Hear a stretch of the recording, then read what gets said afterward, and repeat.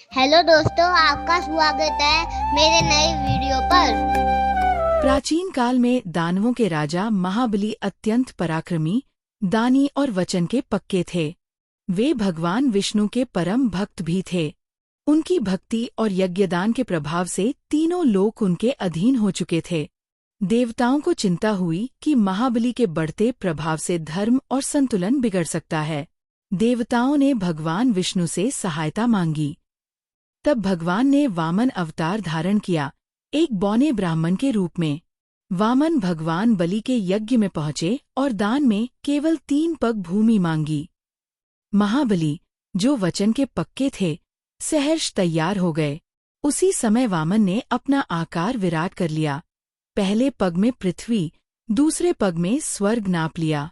अब तीसरा पग रखने के लिए स्थान नहीं बचा, तो महाबली ने अपना शीश झुका दिया। भगवान विष्णु ने तीसरा पग उनके सिर पर रखा और उन्हें पाताल लोक का स्वामी बना दिया। साथ ही उनके वचन और भक्ति से प्रसन्न होकर कहा कि तुम सदैव मेरे निकट रहोगे। मैं स्वयं तुम्हारे द्वार पर पहरेदारी करूंगा। भगवान विष्णु के पाताल में रहने से वैकुंठ लोक खाली हो गया और लक्ष्मी जी व्याकुल हो उठीं। अपने पति को वापस लाने का उपाय सोचते हुए उन्होंने एक योजना बनाई।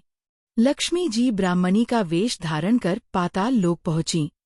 वहां जाकर उन्होंने महाबली से कहा कि मुझे भाई स्वीकार करो। आज श्रावण पूर्णिमा का दिन है, मैं तुम्हें रक्षा सूत्र बांधना चाहती हूँ।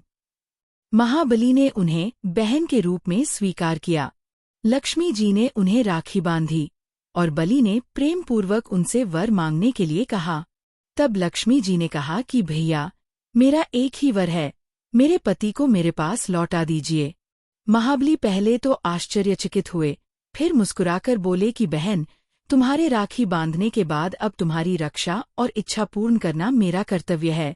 उन्होंने भगवान विष्णु को वैकुंठ लौटने की अनुमति दी और कहा कि भले ही आप वैकुंठ में रहें, लेकिन वर्ष में 4 महीने मेरे यहाँ चातुर्मास के समय अवश्य पधारें।